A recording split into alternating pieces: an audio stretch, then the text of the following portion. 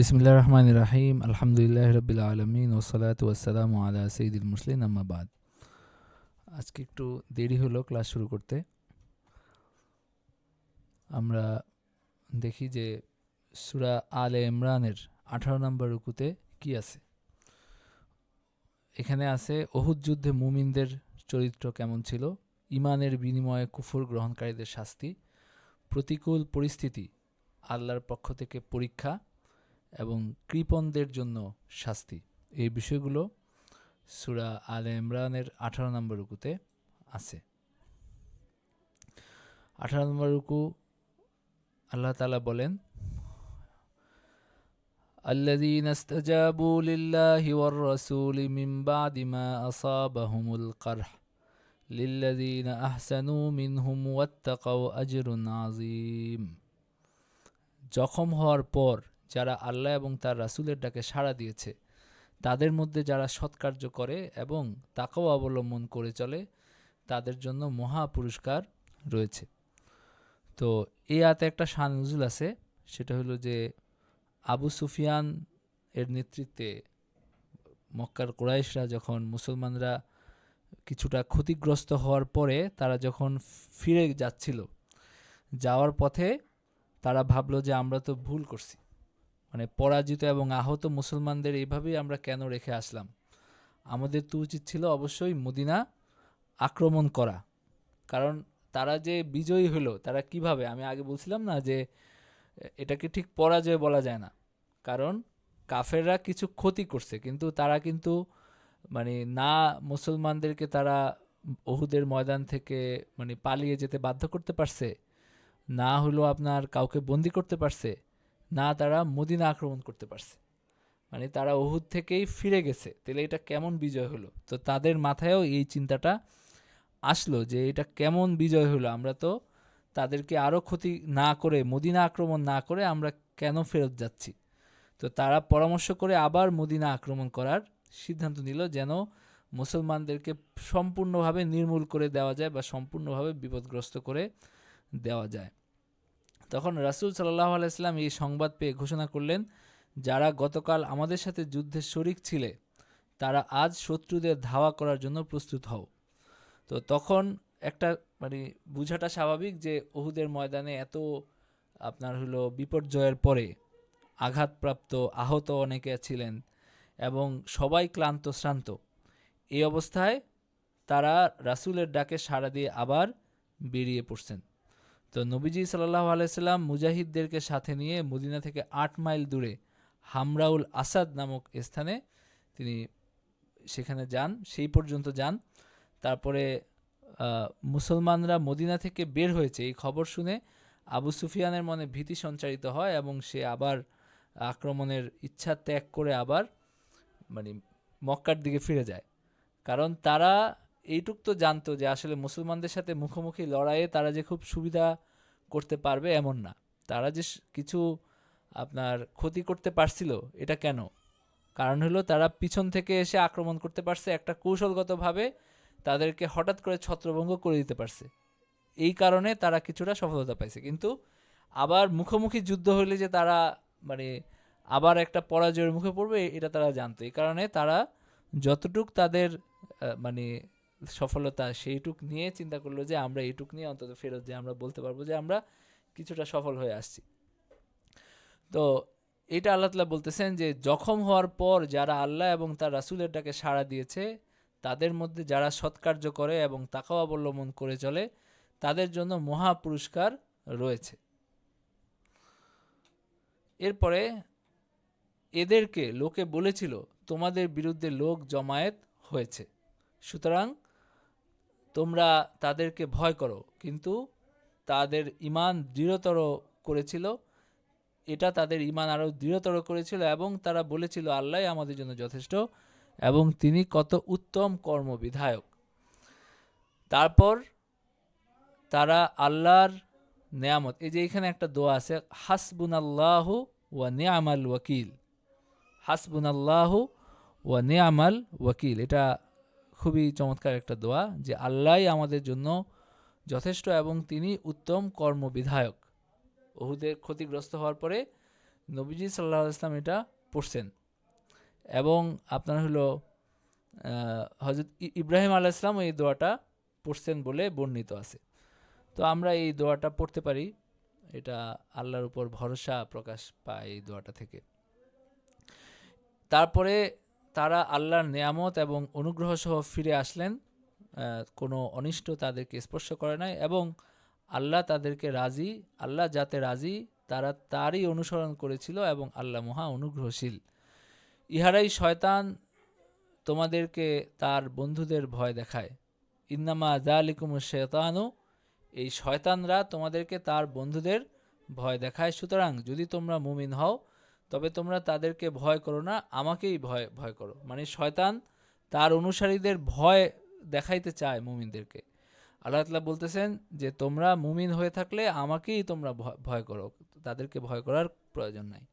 যারা কুফরিতে তড়িৎ গতি, মানে যারা কুফরি দ্রুত তারা কুফরিতে ফিরে যায়, তাদের আচরণ যেন তোমাকে দুঃখ না দেয়। ওয়ালা ইয়াহজুনকাল্লাযীনা ইউসারিউনা ফিল কুফর, যারা মানে দ্রুত কুফরির দিকে ফেরত যায়, তাদের আচরণ যেন তোমাকে দুঃখ না দেয়। তারা কখনো আল্লাহর কোনো ক্ষতি করতে পারবে না। আল্লাহ আখিরাতে তাদেরকে কোনো অংশ দেওয়ার ইচ্ছা করেন না। তাদের জন্য রয়েছে মহাশাস্তি। মানে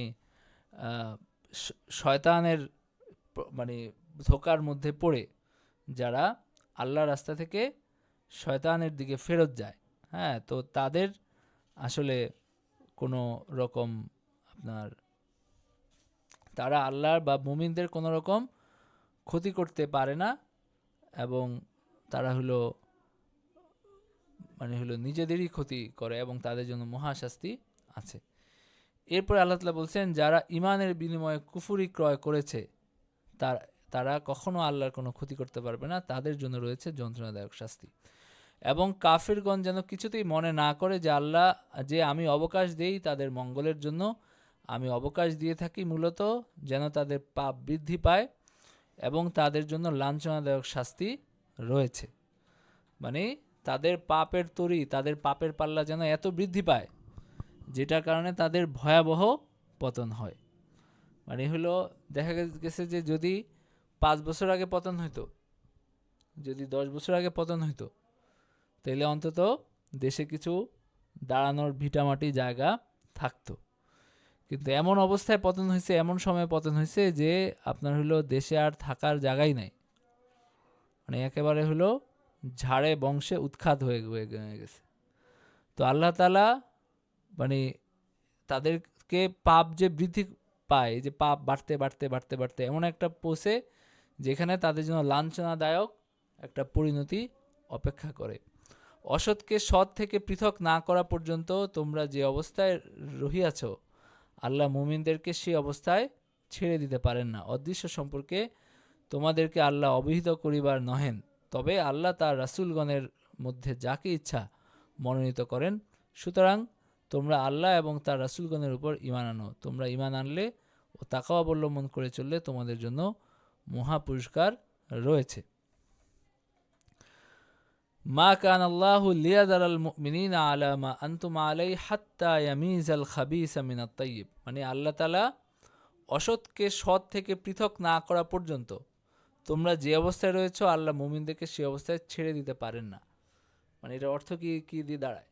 সত্য এবং মিথ্যা দুইটা আলাদা হয়ে যাওয়া পর্যন্ত, স্পষ্ট হয়ে যাওয়া পর্যন্ত আল্লাহ তোমাদেরকে ছেড়ে দিবেন না। মানে আল্লাহ অবশ্যই তার দিনকে তার চূড়ান্ত পরিণতি পর্যন্ত পৌঁছার পর্যন্ত তোমাদেরকে সাহায্য করে যাবেন, সেটা আল্লাহ তাআলা বলছেন।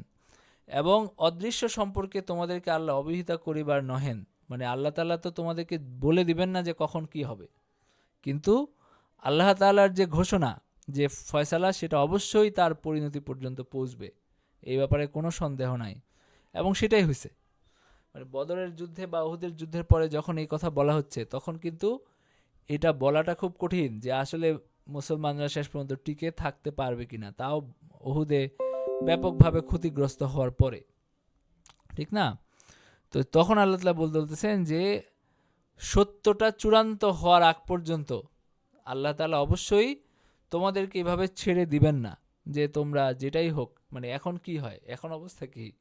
মানে আমি মাঝে মাঝে এটা বলি, এই আয়াত দেখে আমি আরও বিষয়টা আমার কাছে আরও স্পষ্ট হচ্ছে যে আল্লাহ তাআলা হাত্তা ইয়ামিজ আল খাবিস মিনাত তাইয়িব, এখানে আল্লাহ তাআলা আপনার হলো এই সত্যকে মিথ্যা থেকে স্পষ্ট করা পর্যন্ত, মানে আল্লাহ তাআলার দিন, তিনি যে নতুন একটা দিন দুনিয়াতে দিছেন, এই দিনটা একদম মানে ফুলে পুষ্পে পত্র পুষ্পে সুশোভিত হওয়ার আগ পর্যন্ত আল্লাহ তাআলা তাদেরকে গায়বীভাবে মদদ করছেন, সাহায্য করছেন, এবং তার মাকসাদ পূর্ণ হয়েছে নবীজি সাল্লাল্লাহু আলাইহি ওয়াসাল্লামের জীবনকালেই।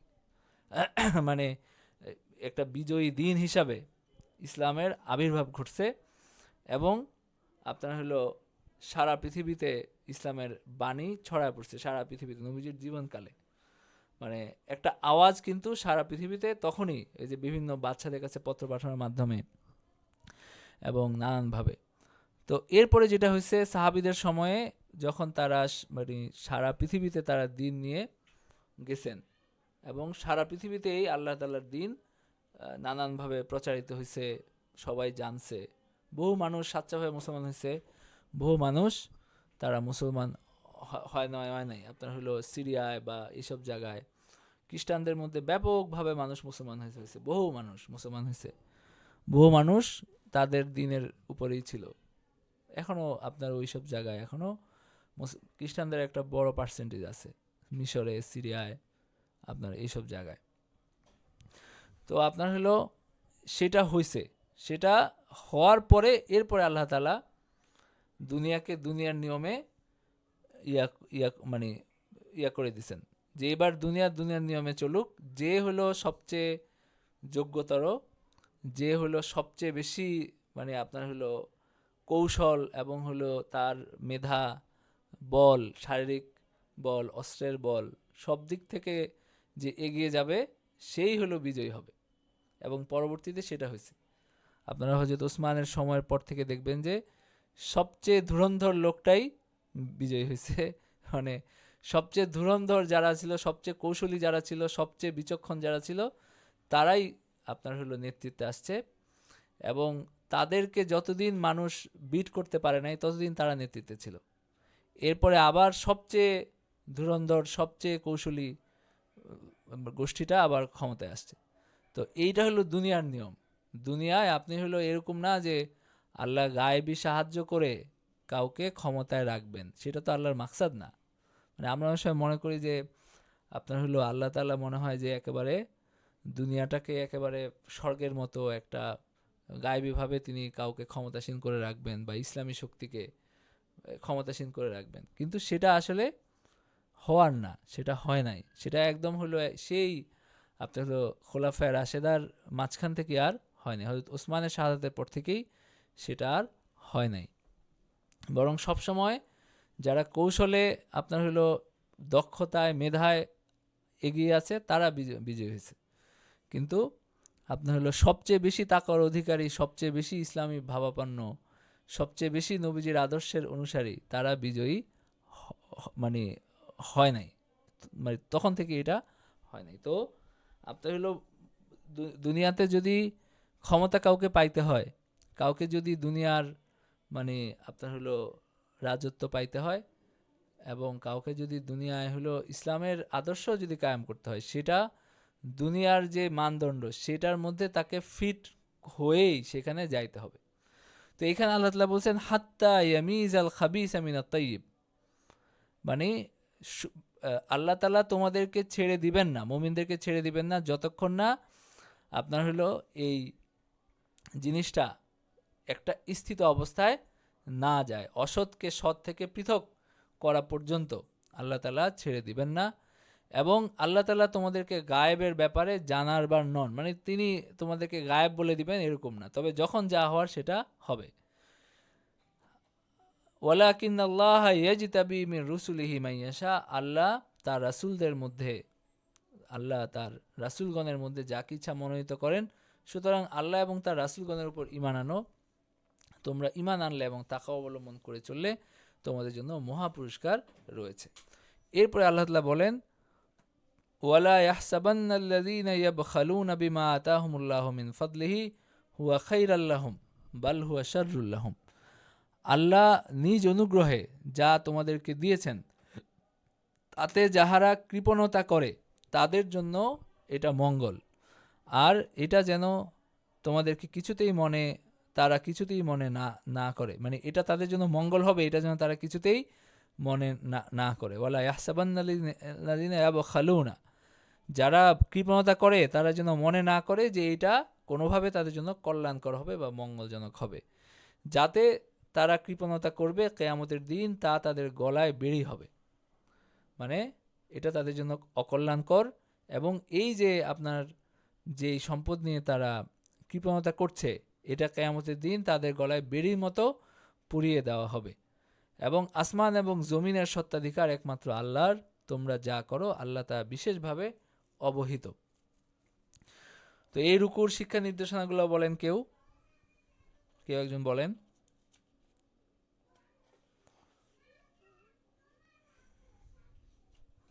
বলেন, যে কেউ বলেন।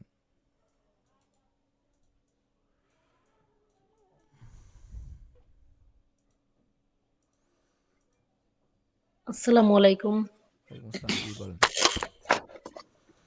আচ্ছা, যতটুকু মনে আছে যে শেষের দিকে মানে মাঝের দিকে এরকম ছিল যে মুমিনদেরকে শুধুমাত্র আল্লাহকেই ভয় পাওয়া উচিত। যেটা শয়তান যদিও আমাদেরকে ভয় দেখায়, কিন্তু মানে শয়তান আমাদেরকে কিছু করতে পারবে না। আমরা যদি আল্লাহকে ভয় করি তো আল্লাহ মুমিনদেরকে সাহায্য করবেন। কাফেররা মুমিনদেরকে ক্ষতি করতে পারবে না, কারণ হ্যাঁ, এটা ওটার মতোই যে আল্লাহ যদি না চান তাহলে আসলে যারা কুফুরের দিকে থাকে তারা কখনোই মুমিনদেরকে ক্ষতি করতে পারবে না। আর একটা হলো যে আল্লাহ পাপীদেরকে অবকাশ দিতেই থাকেন, যে যাতে তাদের পাপ আরো বাড়তে থাকে এবং শেষ পর্যন্ত একটা লাঞ্ছনাদায়ক শাস্তির মুখোমুখি তারা হয়, এবং সেখান থেকে আর তাদের ফিরে আসার কোনো অবকাশ থাকে না। তারপর হলো যে সত্যকে মিথ্যা থেকে আলাদা না করে আল্লাহ ছাড়বেন না। মানে যতদিন না পর্যন্ত, মানে মোট কথা ইসলামে যেন কোনো ধরনের কোনো মানে কাদা মাটি না লাগে, ইসলামটাকে পুরোটাই একদম যে এটা যে সত্য সেটাকে মিথ্যা থেকে সবসময় আলাদা না করে আমাদেরকে ছাড়বেন না। আচ্ছা, তারপর আল্লাহ ও রসুলগণের উপর ঈমান আনলে এবং তাকওয়া অবলম্বন করলে তাদের জন্য রয়েছে মহা পুরস্কার। আর লাস্টের দিকে যে কৃপণতা পরিহার করে চলতে হবে। কেউ যদি কৃপণতা করে তাহলে তার এই সম্পদটা গলায় বেড়ি হিসেবে পুড়িয়ে দেওয়া হবে কিয়ামতের দিন। আচ্ছা, আচ্ছা, ঠিক আছে। আর হলো আরেকটা বিষয় হলো যে আল্লাহ যে বলছেন মা কানাল্লাহু লিয়াযারাল মুমিনিনা আলা মা আনতুম আলাই হাত্তা ইয়ামিজাল খাবিসা মিনাত তাইয়্যিব, এটার প্রতিষ্ঠিত ব্যাখ্যা কি? মানে আমি যেটা বলছি সেটা তো আমার একটা নোক্তা বলছি। প্রতিষ্ঠিত ব্যাখ্যাটা হলো যে আল্লাহ তাআলা মুনাফিক এবং মুসলমান, তারা দুই দল তো একটা মিশ্রিত অবস্থায় ছিল। মানে নবীজি সাল্লাল্লাহু আলাইহি ওয়াসাল্লামের সময় এই দুই দলের মানুষই সমানভাবে মিশ্রিত ছিল। মানে সবাই এক দলের মুসলমান, মানে মুসলমান হিসেবেই সবাই বিবেচিত হইতো। কিন্তু এই পরীক্ষাগুলোর মাধ্যমে আল্লাহ তাআলা মুমিনদেরকে আলাদা করে দিয়েছেন, মানে মুনাফিকদেরকে আলাদা করে দিয়েছেন মুমিনদের থেকে। যেমন ওহুদের যুদ্ধে কিছু ওহুদে গেছে, আবার কিছু আপনার হলো ফেরত গেছে। তো এইভাবে কি হয়েছে, মুনাফিকদের সম্প্রদায়টা আলাদা হয়ে গেছে। আবার এই যে পরের দিন যখন নবীজি সাল্লাল্লাহু আলাইহি ওয়াসাল্লাম জিহাদের ডাক দিয়েছেন, তখন আবার একদল গেছে আর একদল মদিনায় ছিল, মানে আগের দিন যারা ফেরত গেছে তারা। তো এইভাবে এই মানে দুর্বিপাকের মাধ্যমে, এইভাবে বিপদ আপদের মাধ্যমে আল্লাহ তাআলা মুমিনদের দলকে বিশুদ্ধ করছেন, মানে তারা যেন মানে বুঝে যায় যে আসলে কারা প্রকৃত মুমিন আর কারা মুনাফেক। হ্যাঁ, এটা হলো আসলে মূলত এটার ব্যাখ্যা। এবং আল্লাহ তাআলা এখানে বলছেন যে ওয়ামা কানাল্লাহু লিয়ুতলিয়াকুম আলাল গাইব, আল্লাহ তোমাদেরকে গায়েব সম্পর্কে জানাবেন না। আল্লাহ নবীদেরকে গায়েব সম্পর্কে জানান, তাদেরকে মানে, কিন্তু সবাইকে যে আল্লাহ জানাবেন কারা মুনাফিক, হ্যাঁ ব্যাপারটা এরকম না। কিন্তু তাদের কাজের মাধ্যমে কি হবে, তাদের রূপটা বের হয়ে আসবে। তো এটা হলো আপনার বিষয়। তো এরপরে আপনার হলো তো আল্লাহ তাআলা বান্দাদেরকে এই যে পরীক্ষার মধ্যে দিয়ে নিছেন, সাহাবীদেরকে, এটার একটা কারণ ছিল এই মুমিনদেরকে, মুনাফিকদেরকে মুমিনদের থেকে আলাদা করা। আর গায়েবের খবর একমাত্র আল্লাহ তাআলাই জানেন, কোনো মাখলুক এ সম্পর্কে অবগত না। তবে আল্লাহ তাআলা যদি কাউকে জানান তিনি সেটুক জানেন, এর বেশি আসলে কেউ জানেন না। আচ্ছা, এরপরে কৃপণতা সম্পর্কে বলা হয়েছে। আমরা কৃপণতার আপনার হলো কুফল এই সম্পর্কেও কিছু কথা এখানে আসছে, এবং আল্লাহ তাআলা বলছেন এই কৃপণতার পরিণাম ভালো না। ঠিক আছে, তো এটা হলো বিষয়। এরপরে 19 নাম্বার রুকুতে ইহুদিরা আল্লাহকে অপমান করেছে, তার বিরুদ্ধে মিথ্যা বলেছে, প্রত্যেককেই মৃত্যুবরণ করতে হবে, এবং মুমিনদের পরীক্ষার ব্যাপারে আল্লাহ তাআলা বলছেন, এবং যা করো নাই তার কৃতিত্ব দাবি করার শাস্তি। হ্যাঁ, এই বিষয়গুলো 19 নাম্বার রুকুতে আসছে। আমরা দেখি 19 নাম্বার রুকুতে কি আছে। ইহুদিরা, এটার একটা শান নুজুল আছে এই আয়াতটার। মহানবী সাল্লাল্লাহু আলাইহি সাল্লাম যখন কোরআনে কারীম থেকে যাকাত এবং সদকার বিধিবিধান বর্ণনা করলেন, তখন আল্লাহ তাআলা যখন ঘোষণা করলেন যে কে আছে আমাকে উত্তম ঋণ দান করবে, যেমন আগে আমরা এটা পড়ছি, তো তখন ইহুদিরা বিদ্রূপ করতে লাগলো যে এই বলে যে আল্লাহ গরিব হয়ে গেছেন, কারণ তিনি আমাদের কাছে ঋণ চাচ্ছেন। পক্ষান্তরে আমরা হলাম বিত্তশালী, অথচ এটা প্রকাশ্য কথা যে যাকাত সদকা কিছুই আল্লাহর কাজে আসে না, বরং এটা মানুষের মধ্যে যে আল্লাহ মানে বিভিন্ন শ্রেণী রাখছেন, এর মধ্যে যারা গরিব তাদের কাজে আসে, এবং এই শ্রেণীর ভেদ করাটাও আল্লাহ তাআলার পরীক্ষার অংশ। এর মাধ্যমে আপনার কেউ ধৈর্য ধরে, কেউ হলো দান সদকা করে আপনার উত্তম হওয়ার সুযোগ পায়। তো এই কারণে আল্লাহ তাআলা এই কথাটা আল্লাহ তাআলা বলছেন যে আল্লাহ তাআলা এটা শুনছেন, এবং এটা আসলে গর্হিত একটা কথা। লাকাদ সামিআ আল্লাহু কাওলাল্লাযীনা ক্বালু ইন্নাল্লাহা ফাকীরুন ওয়া নাহনু আগনিয়া সানাকতুবু মা ক্বালু ওয়া কাতলাহুমুল আমবিয়া বিগাইরি হাক্কিন ওয়া নাকুলু যুকু আযাবাল হারিক। আল্লাহ তাআলা বলেন যে আল্লাহ অবশ্যই অভাবগ্রস্ত, এবং আমরা মানে যারা বলে আল্লাহ অবশ্যই অভাবগ্রস্ত এবং আমরা অভাবমুক্ত, মানে ইন্নাল্লাহা ফাকীরুন ওয়া নাহনু আগনিয়া, আল্লাহ হলেন দরিদ্র আর আমরা হলাম ধনী, এটা যারা বলে তারা, মানে এটা যারা বলছে এবং নবীদেরকে অন্যায়ভাবে এবং নবীদেরকে অন্যায়ভাবে হত্যা করার বিষয় আমি লিখে রাখবো এবং বলবো তোমরা দহন যন্ত্রণা ভোগ করো। মানে নির্ধারিত সময়ে তাদের এই সমস্ত উদ্ধত্তের শাস্তি হবে, এবং তাদেরকে বলা হবে যে তোমরা দহন যন্ত্রণা তোমরা ভোগ করো, এটা তাদেরকে বলা হবে। ইহা তোমাদের কৃতকর্মের ফল, এবং উহা এই কারণে যে আল্লাহ বান্দাদের প্রতি জালিম নন। মানে এটা তাদের শাস্তি যে হবে এটা হলো তাদের কৃতকর্মের ফল। যারা বলে আল্লাহ আমাদেরকে আদেশ দিয়েছেন যে আমরা যেন কোনো রাসূলের প্রতি বিশ্বাস স্থাপন না করি যতক্ষণ পর্যন্ত সে আমাদের নিকট এমন কোরবানি উপস্থিত না করবে যাকে অগ্নি গ্রাস করবে, তাদেরকে বলো আমার পূর্বে অনেক রাসূল স্পষ্ট নিদর্শন সহ তোমরা যা বলিতেছ তা সহ তোমাদের কাছে মানে আসিয়াছিল, যদি তোমরা সত্যবাদী হও তবে কেন তাদেরকে তোমরা হত্যা করেছিলে। মানে আল্লাহ তাআলা তাদেরকে, মানে তাদের যে কি যেন ওই যে আকাশ থেকে আগুন এসে খেয়ে ফেলবে, মানে কি এটা তাদের সময়ের কিছু নবীদের নিদর্শন হিসাবে তাদেরকে দেওয়া হয়েছিল, যে তোমরা দেখবা যে এইভাবে কোরবানি করার মাধ্যমে তাদের নবুয়তের প্রমাণ তোমরা পাবা। তারা আপনার হলো এখানে এই দাবি করছে নবীজির কাছে, যদিও এটা নবীজি সাল্লাল্লাহু আলাইহি সাল্লাম এটা দিবেন, এই ধরনের মুজিজা দেখাবেন, এটা কিন্তু তাদের ইয়াতে নাই, তাদের গ্রন্থে এরকম নাই, বরং নবীজির বৈশিষ্ট্য, নবীজির আপনার হলো মুজিজা এই ব্যাপারেও তাদের গ্রন্থে আছে, কিন্তু তারা আপনার হলো একটা ছল চাতুরি আছে না, অজুহাত, তারা একটা অজুহাত তৈরি করছে যে আমাদেরকে তো এটা বলা হয়েছে, তো অন্য প্রসঙ্গে বলা হয়েছে, এটাকে তারা এখানে যোগ করছে, যোগ করে তারা একটা অজুহাত দাঁড় করাইছে। তো আল্লাহ তাআলা তাদের এইভাবে কোনো স্পষ্ট জবাব না দিয়ে বলছেন যে আচ্ছা ঠিক আছে, সেটা যদি তোমরা করো, কিন্তু তোমাদের এক দল এই সমস্ত নবীদেরকেও হত্যা করছে, তো সুতরাং এই নিদর্শন আসলেই যে তোমরা মানতা, ব্যাপারটা এরকমও না। কারণ অনেক নিদর্শন দেখেও তোমরা তোমরা মুখ ফিরিয়ে আছো। তো ফাইন কাযাবুকা ফাকাদ কুযযিবা রুসুলুম মিন ক্বাবলিক, তারা যদি তোমাকে অস্বীকার করে, তোমার পূর্বে যে সকল রাসূল স্পষ্ট নিদর্শন, আসমানি সহিফা এবং দীপ্তিমান কিতাব সহ আসিয়াছিল, তাদেরকে অস্বীকার করা হইয়াছিল। তো তার মানে এটা প্রথম না। তো সুতরাং এই ব্যাপারে তোমার এত পেরেশান হওয়ার কিছু নাই। জীব মাত্রই মৃত্যুর স্বাদ গ্রহণ করবে। কিয়ামতের দিন তোমাদিগকে তোমাদের কর্মফল পূর্ণ মাত্রায় দেওয়া হইবে, যাতে অগ্নি থেকে দূরে রাখা হবে এবং জান্নাতে দাখিল করা হবে সেই সফল কাম, এবং পার্থিব জীবন ছলনাময় ভোগ ব্যতীত কিছুই নয়। তোমাদেরকে নিশ্চয়ই তোমাদের ধনৈশ্বর্য জীবন সম্পর্কে পরীক্ষা করা হবে। তোমাদের পূর্বে যাদেরকে কিতাব দেওয়া হয়েছিল তাদের এবং মুশরিকদের নিকট হইতে তোমরা অনেক কষ্টদায়ক কথা শুনবে।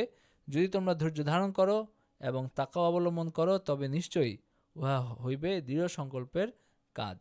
মানে আল্লাহ তাআলা বলতেছেন যে তোমরা অবশ্যই অনেক কটু কথা শুনবা। তো এগুলাকে এত গুরুত্ব দেওয়ার কিছু নাই। তোমরা ধৈর্য ধারণ করতে পারলে আল্লাহ তাআলা তোমাদেরকে পুরস্কার দিবেন। স্মরণ করো, যাদেরকে কিতাব দেওয়া হইয়াছিল আল্লাহ তাদের প্রতিশ্রুতি লইয়াছিলেন, তোমরা উহা মানুষের নিকট স্পষ্টভাবে প্রকাশ করবে এবং উহা গোপন করিবে না। এরপরও তাহারা উহা অগ্রাহ্য করে এবং তুচ্ছ মূল্যে বিক্রয় করে। সুতরাং তারা যা ক্রয় করে তা কত নিকৃষ্ট। যারা নিজেরা যা করিয়াছে তাতে আনন্দ প্রকাশ করে এবং যা নিজেরা করে নাই এমন কার্যের জন্য প্রশংসিত হইতে ভালোবাসে, তারা শাস্তি হইতে মুক্তি পাইবে। এইরূপ তুমি কখনো মনে করিও না, তাদের জন্য যন্ত্রণাদায়ক শাস্তি আছে। মানে লা তাহসাবান্নাল্লাযীনা ইয়াফরাহুনা বিমা আতাউ ওয়া ইউহিব্বুনা আন ইউহমাদু বিমা লাম ইয়াফআলু, তাদেরকে এরকম ভাইবো না যারা হলো আনন্দ প্রকাশ করে এবং যা করেছে তাতে আনন্দ প্রকাশ করে এবং যা নিজেরা করে নাই এমন কাজের জন্য প্রশংসিত হইতে ভালোবাসে।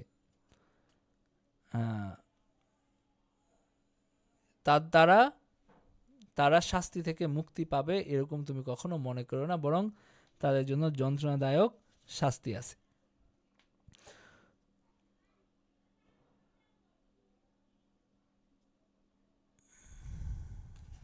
তো এখানে আসলে কি বলা হচ্ছে সেটা হলো যে ইহুদিরা তাওরাতের বিভিন্ন বিষয় গোপন করত, বিশেষত নবী সাল্লাল্লাহু আলাইহি ওয়াসাল্লামের পরিচয় তারা গোপন করে রাখত, আর এই বলে আনন্দ প্রকাশ করত যে আমরা মুসলমানদেরকে ধোঁকা দিয়েছি। একইভাবে জিহাদ এবং অন্যান্য ভালো কাজ না করেও তা করার দাবি করত এবং প্রশংসা কামনা করত। এই দিকে ইঙ্গিত করা হয়েছে। তার মানে এখানে বলা হচ্ছে কি যে তাদের কৃতকর্মের উপর তারা কি করে আনন্দ প্রকাশ করে, মানে তারা যে গোপন করে রাখছে, ধোঁকা দিতে পারছে, এই কারণে আনন্দ প্রকাশ করে এবং তারা চায় যে তাদেরকে আপনার প্রশংসা করা হোক। তারা চায় যে তারা অনেক ভালো কাজ করতেছে, তারা জিহাদ এবং অন্যান্য ভালো কাজ, এই কারণে তারা প্রশংসা পাইতে চায়, যদিও সেটা তারা না করে সেটা প্রশংসা পাইতে চায়। তো এটা তাদেরকে ইঙ্গিত করে বলা হচ্ছে এবং বলা হচ্ছে যে তাদের জন্য আসলে তারা যে বেঁচে যাবে এগুলো করে, এই সমস্ত ছলচাতুরি, এই সমস্ত মুনাফিকি, এগুলো করে তারা বেঁচে যাবে, এটা যেন তুমি মনে না করো, কারণ আল্লাহ তাআলার কাছে তাদের জন্য আসলে কঠিন শাস্তি আছে। আসমান এবং জমিনের সার্বভৌম ক্ষমতা একমাত্র আল্লাহর। আল্লাহ সর্ববিষয়ে সর্বশক্তিমান। এর উপর শিক্ষা নির্দেশনাগুলো কেউ বলেন। আসসালামু আলাইকুম। জি বলেন। রুকু 19-এ এখানে বলা হয়েছে যে প্রথমে যেটা আল্লাহ বলছেন সেটা হচ্ছে ইহুদিরা বা হচ্ছে কাফিররা যেটা বলে যে আল্লাহ কি অভাবী নাকি, তাহলে আল্লাহকে কেন দিতে হবে। এখান থেকে আমরা যেটা শিখি সেটা হচ্ছে দান করা, জাকাত বা সাদকা করা, অন্য যে কোনো উপায় দান করাটা আসলে আল্লাহর কোনো কাজে লাগে না। এটা আল্লাহর কোনো উপকার বা অপকার কোনোটাই হবে না। এটা বরঞ্চ মানুষেরই কাজে লাগবে। মানুষের কাজে লাগে এটা আমরা কিভাবে দেখি, আমরা জানি যে জাকাত দিলে আমাদের সম্পদ পরিশুদ্ধ হয় এবং যে যত বেশি সৎকা করবে আল্লাহ অবশ্যই তাকে তার প্রতিদান দিবেন। অর্থাৎ এটা আমার নিজের কাজেই লাগতেছে, এখানে আল্লাহর কোনো কিছু নাই। এরপরে আরেকটা বিষয় আসছে এখানে, সেটা হচ্ছে রাসূলদেরকে বিশ্বাস করতে হবে এবং এই বিশ্বাসের জন্য কোন রাসূলদের বা কোন নবীদের যদি কোনো নিদর্শন নাও থাকে, মুজেজা নাও থাকে, এরপরও তাদেরকে বিশ্বাস করতে হবে তারা আল্লাহর প্রেরিত রাসূল এবং নবী। এরপরে যেটা বলা হয়েছে সবার লাস্টে, মানে কেউ যদি এমন কিছু, এখানে যদি ইহুদিদের কথা বলা হচ্ছিল বা ওই সময়কার যারা বিধর্মী ছিলেন বা যারা অবিশ্বাসী ছিলেন তাদের কথা বলা হচ্ছিল, কিন্তু এটা সবার জন্যই প্রযোজ্য। কেউ যদি কোনো কাজ না করেও যদি প্রকাশ করে যে আমি এটা এটা করেছি, মানে সে যতটাই দুনিয়ার কাছে এটা প্রকাশ করুক না কেন, আল্লাহ এটা জানেন এবং এটার জন্য শাস্তি আল্লাহ তাদের জন্য নির্ধারণ করে রেখে দিয়েছেন। কারণ লাস্ট লাইনে বলা হয়েছে আল্লাহ সর্ববিষয়ে সর্বশক্তিমান এবং সবকিছুই আল্লাহ তাআলা জানেন। তো এখানে একটা বিষয় হলো যে ধর্মীয় বিভিন্ন বিষয় এবং বক্তব্যের যে বিকৃত ব্যাখ্যা মানুষ করে, মানে এটা ইহুদিদের স্বভাব ছিল, এই যে তারা দান সদকা করার উৎসাহকে তারা হলো একটা বিকৃতভাবে উপস্থাপন করছে, হাসি ঠাট্টার বিষয় বানাইছে, এবং এটার পরিণতি ভালো না। হ্যাঁ, এটা হলো একটা গুরুত্বপূর্ণ ব্যাপার। আর প্রত্যেককে মৃত্যুবরণ করতে হবে এবং প্রত্যেককে তার আমলের প্রতিদান পুরোপুরি দেওয়া হবে, এবং এই ব্যাপারটাও এখানে আসছে যে প্রত্যেকটা মানুষ তারা মৃত্যুবরণ করবে। এবং আপনার হলো দান সদকা, আপনার হলো এই যে খারাপ কাজ করে কেউ যদি উল্লাস করে, তার নিজের খারাপ কাজের জন্য যদি কেউ মানে বোধ করে, তাহলে তার চেয়ে দুর্ভাগা আসলে আর কেউ নাই। কারণ হলো খারাপ কাজ করে যদি অনুতপ্ত হয় তাহলে তো আবার একটা রাস্তা থাকে, কিন্তু যদি খারাপ কাজ করে আরও মনে করে যে না আমি একটা মানে কৃতিত্বের কাজ করছি, তাহলে আসলে তার চেয়ে বড় হতভাগা আর কেউ নাই। এবং হলো আপনার যারা যেটা করে নাই সেটার জন্য তারা প্রশংসিত হইতে চায়, মানে সেটাকে একটা প্রশংসার বিষয় হিসাবে উপস্থাপন করতে চায়, মিথ্যা প্রশংসা পাইতে চায়। তো আসলে এই স্বভাবগুলো কোনো ভালো স্বভাব না। এরপরে আল্লাহ তাআলা বলতেছেন পরের রুকুতে, এটা হলো সূরা আলে ইমরানের শেষ রুকু। এই রুকুতে আল্লাহ তাআলা বলছেন যে প্রকৃতির নিদর্শনসমূহ, মুমিনদের দোয়া, আল্লাহর পক্ষ থেকে দোয়া কবুল করার প্রতিশ্রুতি, কাফেরদের দ্বারা প্রতারিত হও না, এবং ধৈর্য ধারণ করো এবং ধৈর্যের শ্রেষ্ঠত্ব অর্জন করো, এই বিষয়গুলো এখানে আছে। এই রুকুর বিশেষ মর্যাদা আছে, এই রুকুটা ভালোভাবে পড়েন। এবং এই রুকুর নবীজি সাল্লাল্লাহু আলাইহি ওয়াসাল্লাম শেষ রাতে তিনি এই যে 191 নম্বর আয়াত থেকে শেষ পর্যন্ত পড়তেন। মানে নবীজি উঠে তাহাজ্জুদের জন্য যখন উঠতেন, তখন মানে উঠে বিছানায় বসে প্রথম এই আয়াতগুলো অনেক সময় পড়তেন, এবং রাতে এই আয়াতগুলো পড়ার বিশেষ ফজিলত আছে।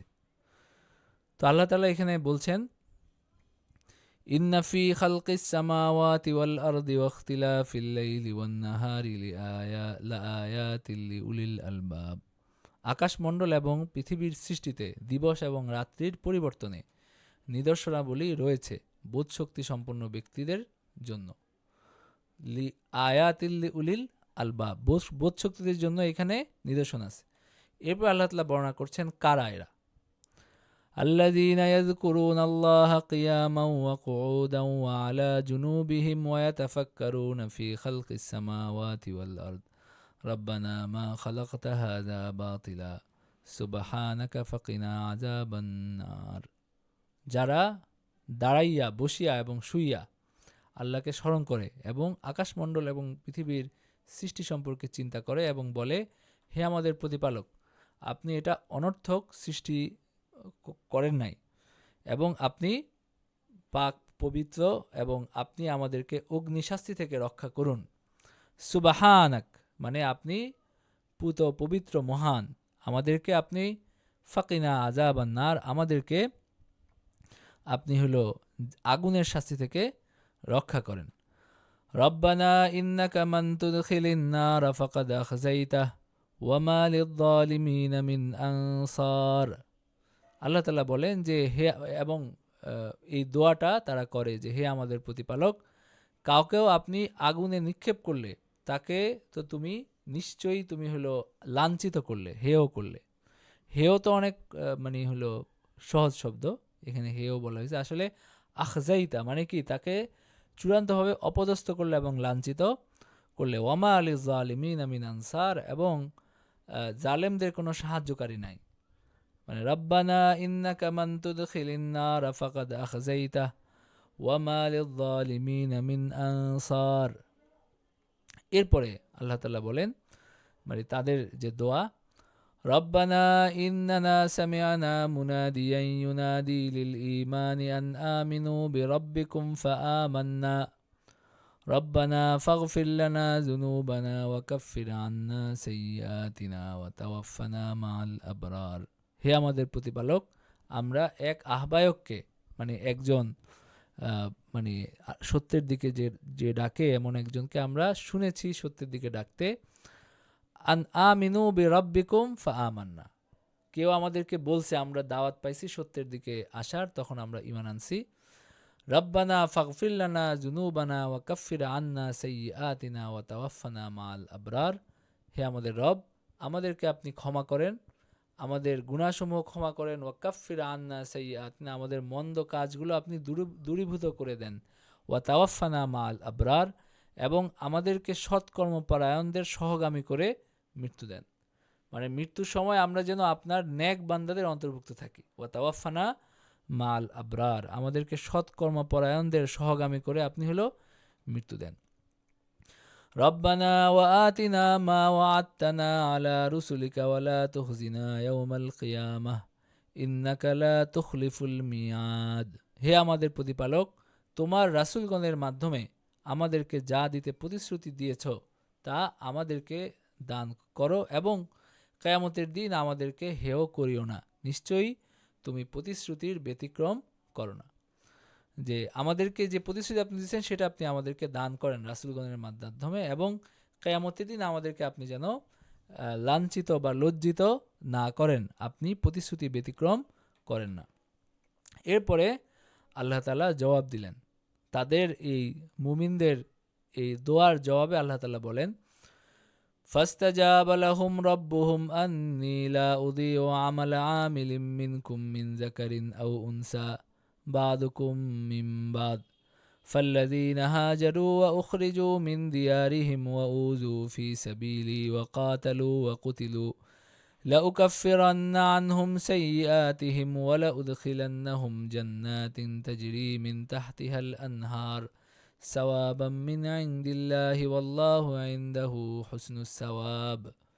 আল্লাহ তাআলা বলেন যে তোমাদের প্রতিপালক তোমাদের তাদের ডাকে সাড়া দিয়ে বলেন, আমি তোমাদের মধ্যে কর্মে নিষ্ঠ কোনো নর অথবা নারীর কর্ম বিফল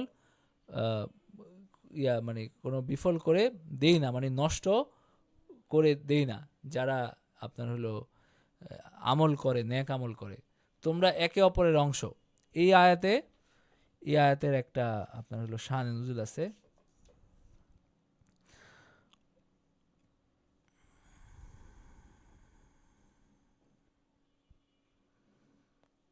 এই আয়াতের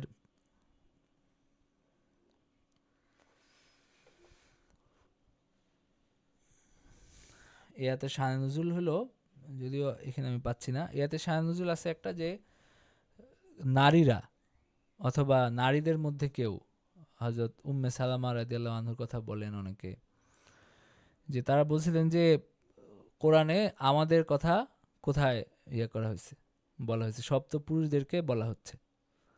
মানে আসলে তো ধরেন আপনার আরবিতে তো হলো কি হয়, মানে কথার মধ্যে জেন্ডার আছে, তাই না? বাংলা এটা নাই, আরবিতে এটা আছে। যখন সাধারণভাবে নির্দেশ দেওয়া হয় তখন কিন্তু নারী পুরুষ সবাইকে নির্দেশটা দেওয়া হচ্ছে, তাই না? আলাদা মেনশন করার প্রয়োজন হয় না। যে সবাইকে ব্যাপকভাবে যখন নির্দেশ দেওয়া হয় তখন নারী পুরুষ সবাইকেই মানব জাতি যখন বলা হয়, হে মানব জাতি, তখন কি শুধু, অথবা হে ইমানদারগণ, তখন কিন্তু শুধু ইমানদারদেরকে বলা হয় না, বা শুধু হলো আপনার মানে শুধু মানব জাতির পুরুষদেরকে বলা হয় না, বরং সবাইকেই সেখানে সামিল করা হয়। এটা স্বাভাবিক নিয়ম। মানে যখন হলো আপনার যেই ভাষাগুলোতে আপনার হলো জেন্ডার আলাদা, মানে ধরেন আপনারা এমন কোনো ভাষা যদি জানেন তাহলে দেখবেন আপনার হলো উর্দু আছে, আরবি আছে। সাধারণত আমাদের দেশের মানুষ যে ভাষা জানে, ধরেন আপনার হলো বাংলা, ইংরেজি, এই ভাষাগুলোতে একই রকম, সবই এক। কিন্তু যেই ভাষাগুলোতে জেন্ডার আলাদা, সেই ভাষাগুলোতে যখন ব্যাপক সম্বোধন করা হয়, মানে যখন হলো আপনার সবাইকে সম্বোধন করা হয় তখন কিন্তু আপনার পুরুষবাচক সিগাটাই মানে ইয়া করা হয়। যখন বিশেষভাবে কোনো নারীর কথা বলা হয় বা নারীকে সম্বোধন করা হয় তখন হলো আপনার আপনার হলো স্ত্রীবাচক সিগা আসে।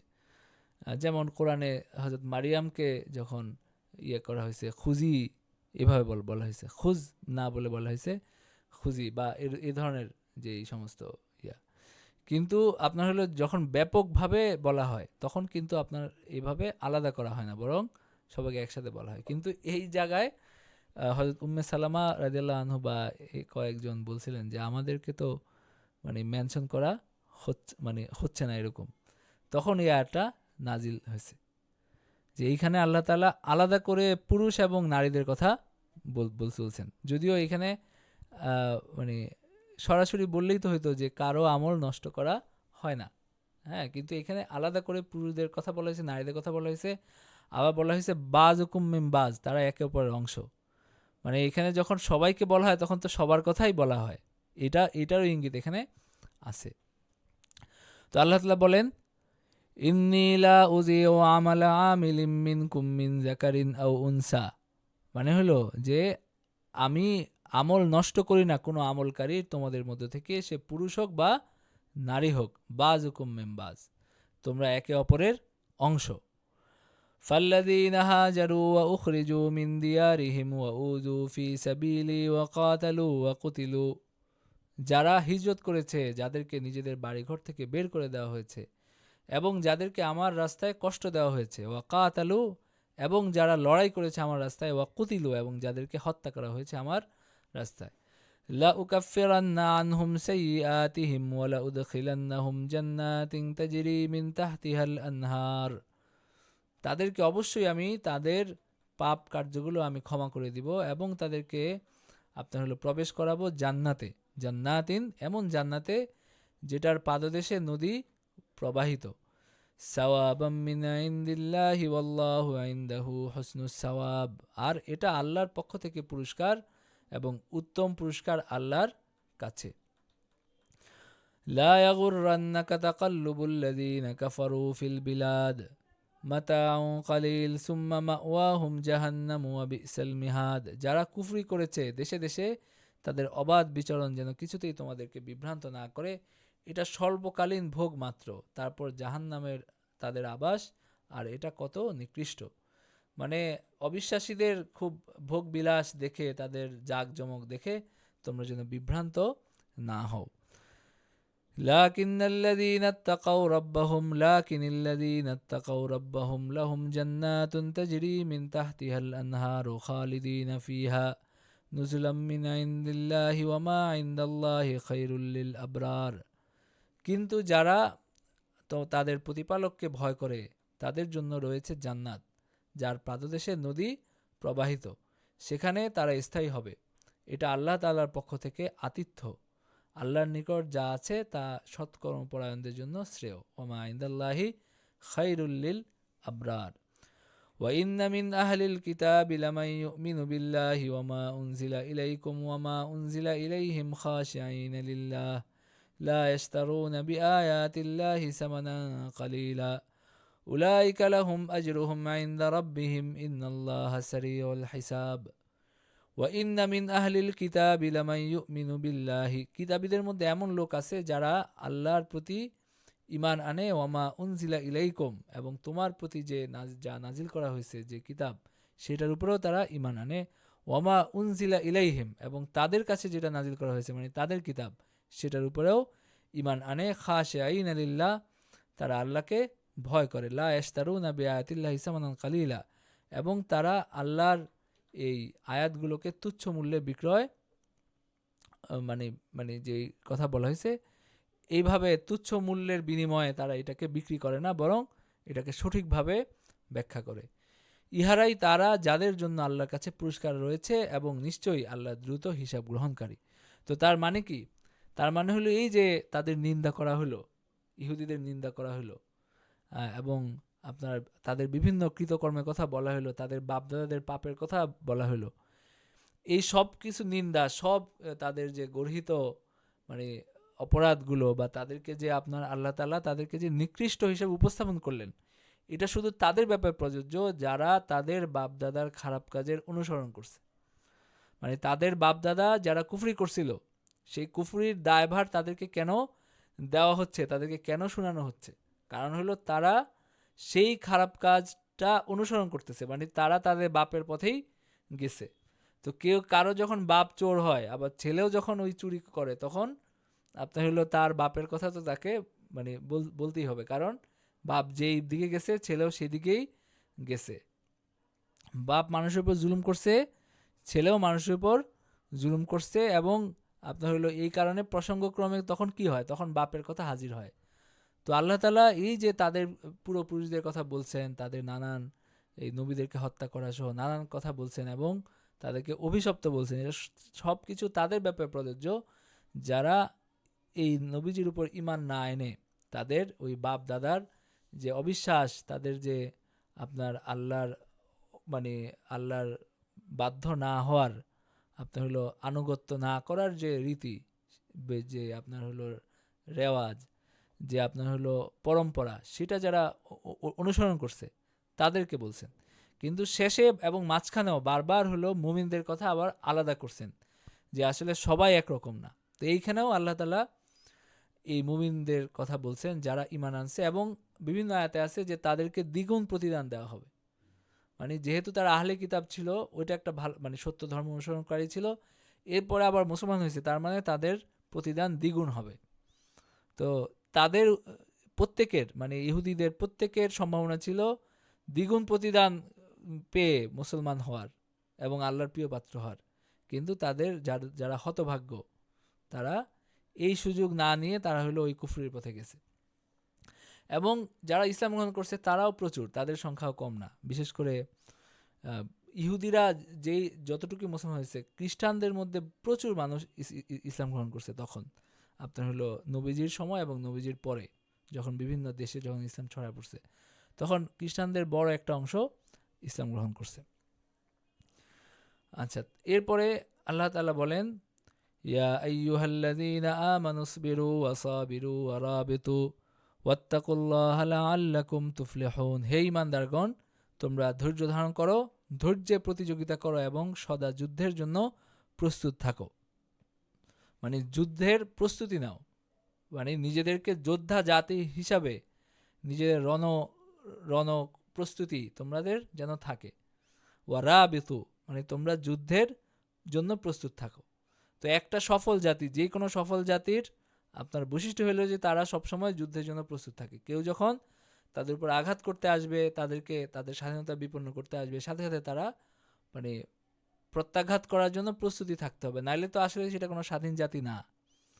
যদি এরকম হয় যে না আমাদের হলো আমরা শান্তিপ্রিয় জাতি, আমরা কোনো যুদ্ধ চাই না, তো যুদ্ধ না চাইলে আসলে সেটা আসলে কোনো স্বাধীন জাতি না, ওটা হলো আপনার হলো পরে অন্যের আশ্রিত, অন্যের শোষিত জাতি। তো যেই জাতি স্বাধীন তাদের কি করতে হবে, সব সময় যুদ্ধের জন্য প্রস্তুত থাকতে হবে। এটা হলো দুনিয়ারও রীতি। আপনি দেখেন যে যারা আপনার হলো দুনিয়ায় সবচেয়ে বেশি সফল, তারা যুদ্ধের জন্য সবচেয়ে বেশি প্রস্তুত, এবং এই প্রস্তুতের দেখেই তারা হলো সফল। অন্যান্য ক্ষেত্রে, অর্থনৈতিক ক্ষেত্রে এবং তাদের মতাদর্শিক ক্ষেত্রে, তাদের মতাদর্শ প্রতিষ্ঠার ক্ষেত্রে, সব ক্ষেত্রে তারাই সফল যারা যুদ্ধের জন্য সবচেয়ে বেশি প্রস্তুত। তো এরপর আল্লাহ তাআলা বলছেন যে আল্লাহকে ভয় করো, যে যেন তোমরা সফল কাম হতে পারো। আচ্ছা, তো ঠিক আছে, এরপরে এই রুকুর আলোচ্য বিষয়গুলো বলেন বা হলো শিক্ষা নির্দেশনাগুলো বলেন। আমরা আজকে এখানেই শেষ করে দিব। সূরা আলে ইমরান শেষ হলো, আর আজকে দেরিও হয়েছে। আমি আবার বলবো। জি বলেন। আচ্ছা, এখানে রুকু 20 মধ্যে এখানে বিশাল লম্বা করে আল্লাহ অনেকগুলো দোয়া আমাদেরকে শিখিয়ে দিয়েছেন। এই দোয়াগুলো যদি ছোট্ট করে বলি, অর্থাৎ আমাদের জন্য যে শিক্ষা, সেটা হচ্ছে আল্লাহ প্রথমে এখানে বলছেন, দোয়ার আগে আল্লাহ একটা কথা বলছেন, সেটা হচ্ছে দুনিয়া এবং আকাশে আমরা যেদিকে তাকাই, যাদের বুদ্ধি আছে তাদের জন্য অনেক নিদর্শন আছে। অর্থাৎ আমরা দুনিয়াতেও যদি তাকাই সৃষ্টির দিকে, পুরো সৃষ্টির দিকে যদি আমরা তাকাই, তাহলে দেখব যে আল্লাহর এত নিপুণ ভাবে আল্লাহ সবকিছু সৃষ্টি করেছেন। এটা দেখলেই যে কোনো মানুষ আল্লাহর প্রতি কৃতজ্ঞ হওয়া, আল্লাহর প্রতি বিশ্বাস করা, মানে এটা মানুষের অটোমেটিক এই জিনিসটা জাগ্রত হবে। এরপরে আল্লাহ যে দোয়াটার কথা বলছেন, এখানে আমি দোয়াগুলোর ব্যাপারে যদি বলি যে আমরা প্রত্যেকটা কিছু নিয়ে দোয়া করব আল্লাহর কাছে। অর্থাৎ জাহান্নাম থেকে বাঁচার জন্য আমাদেরকে দোয়া করতে হবে, আল্লাহর কাছে সাহায্য চাইতে হবে ঈমানের জন্য, আমরা যেন আল্লাহর কাছে ক্ষমা পাই, তারপরে সেটার জন্য দোয়া করতে হবে, মন্দ থেকে দূরে থাকা, সৎ, এমনকি মৃত্যুর সময় আমরা যাতে সৎ কর্মপরায়ণদের সাথে, মানে তাদের সাথে মৃত্যুবরণ করতে পারি, অর্থাৎ ওদের দলভুক্ত হয়ে যাতে মৃত্যুবরণ করতে পারি, সেটার জন্য দোয়া করতে বলা হয়েছে। এরপরে আমরা দুনিয়াতে যে কাজগুলো করছি সেই কাজের জন্য ভালো প্রতিদান যেন পাই, এবং আল্লাহ তার রাসূল এবং নবীদের মাধ্যমে আমাদের যে পুরস্কারের কথা বলেছেন, এটা পাওয়ার জন্য দোয়া করার কথা আল্লাহ বলছেন, এবং বলছেন যে কিয়ামতের দিন আমাদের মর্যাদা যেন আল্লাহ তাআলা বৃদ্ধি করে দেন, সেটার জন্য দোয়া করতে এখানে শিখিয়ে দেওয়া হয়েছে। এবং এখানে আল্লাহ দোয়াগুলোর পরে আল্লাহ একটা কথা বলছেন যে পুরুষ এবং নারী যেই হোক না কেন কারো ভালো কাজ আল্লাহ নষ্ট করেন না। অর্থাৎ কেউ ভালো কাজ করলে সেই ক্ষেত্রে সে ছেলে না মেয়ে, আল্লাহ কোনো জেন্ডার দেখবেন না। আল্লাহ তার ভালো কাজ অনুযায়ী তার পুরস্কার হবে, এখানে ছেলে মেয়ে অনুযায়ী তার কোনো পুরস্কার হবে না। এরপরে যেটা বলা হয়েছে, আহ আল্লাহ বলছেন যে যারা কিছু মানুষদের কথা আল্লাহ স্পেসিফিকলি বলছেন, যারা হিজরত করেছে, যুদ্ধ করেছে, তা আহত হয়েছে, এদেরকে আল্লাহ জান্নাত দিবেন, এবং তাদেরকে আল্লাহ আহ এদের পাপ আল্লাহ ক্ষমা করে দিবেন। এটা হচ্ছে তাদের খুবই বড় একটা পুরস্কার। যারা এতটুকু কষ্ট সহ্য করবে আল্লাহর দ্বীনের পথে, তাদের পাপগুলো আল্লাহ অটোমেটিক্যালি ক্ষমা করে দিবেন এবং তাদেরকে সর্বোচ্চ জান্নাত, এখানে জান্নাতের খুবই সুন্দর বেশ কিছু বর্ণনা এসেছে, একদম খুবই বিস্তারিত বর্ণনা এসেছে। তো এই জান্নাতগুলো কারা কারা পাবে আল্লাহ সেখানে এটাও বলে দিয়েছেন।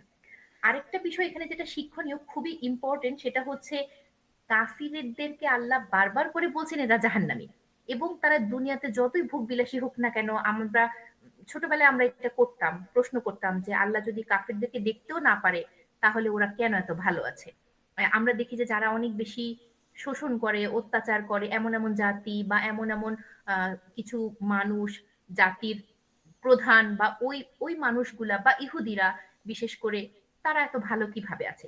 আল্লাহ এখানে সেটা বলে দিচ্ছেন যে ওরা অবশ্যই জাহান্নামী, দুনিয়াতে ওরা যেমনই থাকুক, ওরা যতই ভালো থাকুক না কেন।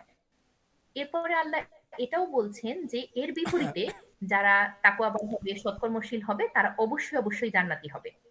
এরপরে আল্লাহ ইমানদারদের কিছু বৈশিষ্ট্য বলে দিয়েছেন। ইমানদার না, এখানে যে শব্দটা বলা হয়েছে সেটা হচ্ছে যারা কিতাবের অধিকারী, অর্থাৎ যারা কিতাব প্রাপ্ত হয়েছে তাদেরকে আল্লাহ বলছেন যে এদের মধ্যে কিছু মানুষ আছে যারা বিনয়ী, এবং তারা তাদের যে কিতাব, সেই, মানে কি বলবো, সেই জনগোষ্ঠীর উপরে যে কিতাবটা এসেছে তারা সেটাতেও যেমন বিশ্বাস করে, অন্যগুলোতেও বিশ্বাস করে। অর্থাৎ এটা আমাদের জন্য শিক্ষা হচ্ছে, আমাদের উপরে কোরআন এসেছে, আমরা এটার উপরে যেমন বিশ্বাস করব, অন্যান্য কিতাবের উপরেও আমাদেরকে বিশ্বাস করতে হবে, এবং আল্লাহর পথে ঈমান আনতে হবে, আল্লাহকে ভয় করতে হবে, আর কোনো মতেই কিতাবকে তুচ্ছ মূল্যে বিক্রি করা যাবে না। এটা আল্লাহ, মনে হয় আমরা এই নিয়ে এটা ৩ বার পড়েছি।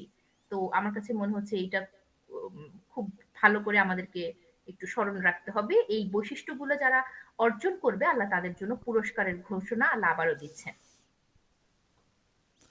এরপরে সর্বশেষ আয়াতে আল্লাহ তাআলা বলছেন যে ইয়া আইয়ুহাল্লাযীনা আমানুসবিরু ওয়াসাবিরু ওয়ারাবিতু, ধৈর্য ধারণ করো, মোকাবেলার দৃঢ়তা অবলম্বন করো এবং যুদ্ধের জন্য প্রস্তুত থাকো, আল্লাহকে ভয় করতে থাকো, আশা করা যায় তোমরা সফলকাম হবে।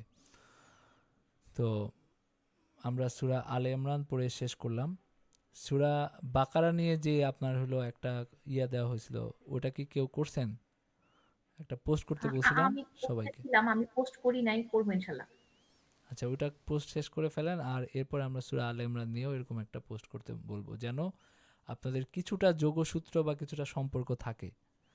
তো কেউ যেন বাদ না যান, সবাই হলো সূরা বাকারা নিয়ে একটা, যে কোনো আপনার হলো যতটুক পারেন, আপনি যদি 100 শব্দেও হোক, 50 শব্দে হোক, যে কোনো কিছু আপনি লিখে আমাদের যে গ্রুপটা আছে সেখানে আপনারা পোস্ট করেন। আর এরপরে সূরা আলে ইমরান নিয়েও আমরা করব। আর আমরা এখন আমরা কিছুটা পিছিয়ে আছি আর কি, মানে আমরা যেমন 56 দিনে আমরা শেষ করব বলছিলাম, আমরা মোটামুটি পিছিয়ে আছি, আজকে তো অল্পই পড়লাম।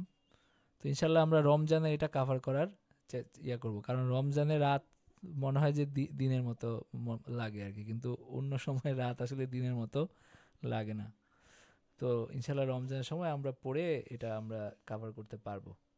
তো ঠিক আছে, আর কোনো প্রশ্ন আছে কারো? জি উস্তাদ, আমার একটা প্রশ্ন আছে, এইটার জি সাথে রিলেটেড না, মানে আমরা যে জানি যে কোরআনটা রমজান মাসে নাজিল করা হয়েছে, তো এইটা জি কি আল্লাহ রসুলের কাছে যখন হীরা গুহায় আসে প্রথমে নাজিল হয় সূরা ইকরা, সরি আলাক, তো ওইটা কি রমজান মাসে নাজিল হয়, নাকি আমরা যে জানি যে মানে আসমানে সিদরাতুল মুনতাহা থেকে লাউহে মাহফুজে আসে ওইটা সংরক্ষিত আছে, ওইটা ইয়েতে মানে রমজান মাসে নাজিল হয়, নাকি দুইটাই রমজান মাসে নাজিল হয়? না, এটা দুইটাই রমজান মাসে আপনার হলো নাজিল হয়েছে। যেমন প্রথম নাজিল হয়েছে রমজান মাসে, এবং প্রথম নাজিল হয়েছে আপনার এই শবে কদরে রাতে, লাইলাতুল ইন্না আনজালনাহু ফি লাইলাতুল কদর, লাইলাতুল কদরে আল্লাহ তাআলা নাজিল করছেন। তো একটা হলো যে আপনার আসলে আল্লাহ তাআলাই তো ভালো জানেন কিভাবে তিনি করছেন। তবে সাধারণভাবে আমরা যেটা বলি সেটা হলো যে আকাশ থেকে যেমন ইয়ে থেকে রমজান মাসে নাজিল হয়েছে, এবং নবীজির উপর রমজান মাসে নাজিল হয়েছে, এবং নবীজির উপরে প্রতি রমজানে এটা আবার মানে জিব্রাইল একবার করে বলতেন, এবং নবীজি একবার করে তাকে পড়ে শুনাইতেন আপনার হলো কোরআনটা। তো রমজান বিশেষভাবে কোরআনের মাস আর কি। তো রমজানে কোরআন নাজিল হয়েছে। এখন সব মিলিয়ে আর কি আমরা এটাই বলি। তো এর বাইরে যদি আপনার হলো প্রত্যেকটা আলাদা করে বিস্তারিত জানতে চান, তাহলে এটা আমাকে আরো দেখে শুনে ইয়ে করতে হবে আর কি। আচ্ছা, আর কোনো প্রশ্ন আছে কারো? ওস্তাদ আরেকটা প্রশ্ন, আসসালামু আলাইকুম। যেটা ও জি, জি আসসালামু আলাইকুম স্যার। জি আচ্ছা, ওনার পরে আমি আপনি একটু করেন। বলি, জি একটু জিনিস জানতে চাচ্ছিলাম। জি জি আমার বলেন। এটা ওই আগের ইয়ে থেকে আর কি, ওই যে ইদ্যতের ব্যাপারটা, ওখানে মানে একজন ধরেন বয়স্ক মহিলা হইলে, হ্যাঁ 70 হয়ে গেছে, ওরকম মহিলারা যখন মানে হাজবেন্ড মারা যায়, ওদের কি এরকম 4 মাস 10 দিন ইদ্যত পালন করতে হবে? হ্যাঁ হ্যাঁ, তাদের ওইভাবে ঈদ পালন করতে হবে। তো তাদের তো ঈদ আচ্ছা। পালন করার ব্যাপারটা তো আসলে আপনার কিছু জিনিস যেমন সাজগোজ না করা এটা সেটা, এবং হলো আপনার মূলত বিয়ের সাথে সম্পর্কিত বিশেষভাবে, যে এর আগে যেন বিয়ে করা না হয়, হ্যাঁ, বা বিয়ের জন্য হ্যাঁ হ্যাঁ, দেখাশোনা এটা জরুরি ছিল, হ্যাঁ, কিন্তু করা ওনাদের না হয়। স্টেজে তো আসলে আর ইয়ে না, ওনাদের এটার ক্ষেত্রে তো জন্য এটা বলতেছিলাম যে অ্যাপ্লাইড না, ওনার মানতে তবে হবে। আপনার হলো তারা যেইখানে ছিলেন সেখানে যেন থাকেন, বিনা প্রয়োজনে যেন আপনার হলো ওইখান থেকে না সরে যান আর কি। তবে যদি আপনার মানে এখানে তো সবাই বুঝতেছে যে বিষয়টা আসলে কি, তো যদি তাদের কোনো ওজোর থাকে কোথাও যাইতে হয়, তাহলে আসলে তারা যাইতে পারেন। মানে ইদ্যতের মূল বিষয়টা হলো যে মানে এটা নিষেধ করা হয়েছে কেন, মানে কারো স্বামী মারা গেছে আগের দিন, সে যেন পরের দিনই সাজগোজ করে সে বিয়ের প্রস্তুতি না নেয়, এবং হলো আপনার কোনোভাবে যেন সে, তো এই কারণে সাজগোজ পরিত্যাগ করতে বলা হয়েছে, সাথে সাথে থাকতে বলা হয়েছে, এবং হলো আপনার বিয়ের ওই তার স্বামীর গৃহে অবস্থান করতে বলা হয়েছে, এবং 4 মাস 10 দিন পরে যখন ইদ্যুৎকাল পূর্ণ হবে এরপরে সে হলো বের হয়ে সে স্বাভাবিক জীবনযাপনে ফিরে যাবে, এবং আপনার হলো তার সে বিয়ের জন্য সে তখন প্রস্তুত হইতে পারে, কিন্তু এরা আগে না। তো এটা হলো মূল জিনিস আর কি। তো এখন একজন বৃদ্ধা মহিলা, তার স্বামী মারা গেছে, উনিও 4 মাস 10 দিন আপনার হলো যে যেভাবে বলা আছে কিছু মানে একটু মেনটেন করতে পারলেই ভালো আর কি। আর যদি বিশেষ ওজোর থাকে সেটা আপনার যে কোন ওজোর কিভাবে কি হইবে সেটা তখন বিশেষ স্পেসিফিক আপনার হলো প্রশ্ন করে নিলে হয় আর কি। তো এমনিতে স্বাভাবিক কাজকর্ম তো করাই যায়। আপনার হলো এরকম না, বা ইসলামের ইদ্যতে এরকম না যে সাদা শাড়ি পরতে হবে, এরকম বিষয়গুলো আসলে না। এই যে একেবারে অলংকার, সব অলংকার একেবারে খুলে ফেলতে হবে, কোনো রিং পরা যাবে না, বিষয়টা এরকম না। আসলে হলো যে চোখে লাগার মতো সাজগোজ করে যেন হলো না করা হয় এগুলা। তো মানে সাজগোজ স্বাভাবিক, ধরেন একটা রিং পরে আছে সেটা সমস্যা নেই, কিন্তু স্বাভাবিকের চেয়ে বেশি বিশেষ আকর্ষণীয় হওয়ার জন্য সাজগোজ না করা, এই সাজগোজ বর্জন করা, চোখে কাজল দেওয়া, তারপরে এগুলো বর্জন করা, এগুলো করতে হবে আর কি। আচ্ছা, মানে 4 মাস 10 দিন সাজগোজ বর্জন করা, এবং হলো আপনার এই স্বামীর গৃহে অবস্থান করা, এবং কোনো রকম ইয়েতে না যাওয়া। আর ওগুলা তো বিদ্যার্থীর ক্ষেত্রে তো আসলে সেটা অ্যাপ্লাইড না। তো আচ্ছা ঠিক আছে, আর কোনো প্রশ্ন আছে কারো? আপনি কি বলতেছিলেন? আচ্ছা জি ওস্তাদ, আমি বলতে চাচ্ছিলাম যে মানে আল্লাহ রসুলের যে লাশ চুরির একটা ঘটনা ছিল, ওইটা আমি আমার বাচ্চাকে শোনাচ্ছিলাম। তো আল্লাহ রসুলের যে লাশটা, আমরা জানি যে শহীদদের লাশ নষ্ট হয় না। তো ওইটা যখন বলতেছিলাম, সে আমাকে জিজ্ঞাসা করলো যে আল্লাহ রসুল কি শহীদ ছিল কিনা। এখন এইটা তো আমার জানা নেই। আচ্ছা, আল্লাহ রাসূল সাল্লাল্লাহু আলাইহি ওয়াসাল্লামকে শহীদ বলা যায় এই হিসাবে যে তাকে একজন নারী বিষ দিছিলেন এবং সেই বিষের ক্রিয়া তিনি আহ, সহ্য করছিলেন তার মৃত্যুর সময়। আর আর আল্লাহ রাসূলের শরীর পচে নাই শুধু শহীদ হওয়ার কারণে না, নবী হওয়ার কারণে। মানে এই যে নবীজি সাল্লাল্লাহু আলাইহি ওয়াসাল্লাম তিনি তার মানে কবরে বা হায়াত আছেন, এটা এটা নিয়ে এটা একটা বড় মাসলা। এটা নিয়ে পক্ষে বিপক্ষে বহু কথাবার্তা হয়। হায়াতুন নবী শিশিরনামে এই মাসলাটা বর্ণনা করা হয় যে আমরা বলি যে নবীজি সাল্লাল্লাহু আলাইহি ওয়াসাল্লাম তার কবরে আমরা যখন দুরূদ পড়ি তখন তার কবরে সেই দুরূদটা তাকে শোনানো হয়। তো এরকম একটা হায়াত তার আছে, তার লাশ যে পচে গেছে ব্যাপারটা এরকম না। ঠিক আছে? তো এটা শহীদ হওয়ার কারণে না, এটা নবী হওয়ার কারণে। নবী তার যে বিশেষ নবী হিসাবে ওনার যে বিশেষ মর্যাদা আছে সেই কারণেও তার লাশটা ইয়ে হয় নাই। এবং হলো আপনার এটা অনেক সময় দেখাও গেছে, ওই যে যখন একজন ঢুকে যেতে নিছিল, পরে আবার সেটাকে রূপা দিয়ে বন্ধ করা, পিতল দিয়ে বন্ধ করা হয়েছে, সীসা দিয়ে বন্ধ করা হয়েছে। জি। তো এক হিসাবে উনি শহীদ। আরেকটা জিনিস, যদি শহীদ তাকে যদি সরাসরি তো শহীদ হন নাই উনি, মানে যুদ্ধের ময়দানে শহীদ হন নাই, কিন্তু তিনি ওই যে বিষের ক্রিয়ায় শেষ পর্যন্ত তিনি জি, জি। হলো খুবই কষ্ট পাইছেন সে মৃত্যুর সময়। তো আরেকটা হলো যে নবী হিসাবে তো তার বিশেষ মর্যাদা আছে, সেই কারণেও তার লাশ অক্ষত আছে। আর কোনো প্রশ্ন আছে কারো? আসসালামু আলাইকুম ভাইয়া, আমি মুন বুঝলাম। বলছিলাম। জি জি, আমি আমি আসলে যে একটু অসুস্থ, আমার জন্য একটু দোয়া করবেন। তো ইনশাল্লাহ আগামী মাসে হয়তো আমার বেবি হবে, যে যে কয়দিন আমি পারবো ক্লাস করব আর কি। জি, তো ইনশাল্লাহ যে ওই কদিন পারেন সময়টা, আপনি ক্লাস করেন। হ্যাঁ জি হ্যাঁ, আর অ্যাসাইনমেন্টটা হচ্ছে কি আমি যদি পারি এর মধ্যে দিব আর কি। আচ্ছা, হ্যাঁ ঠিক আছে, ইনশাল্লাহ। সমস্যা নেই। হ্যাঁ ঠিক আছে জি। আচ্ছা, আর কোনো প্রশ্ন আছে কারো? আচ্ছা, তো ঠিক আছে, আমরা শেষ করে দিই। ওয়া আখিরু দাওয়ানা আলহামদুলিল্লাহি রাব্বিল আলামিন।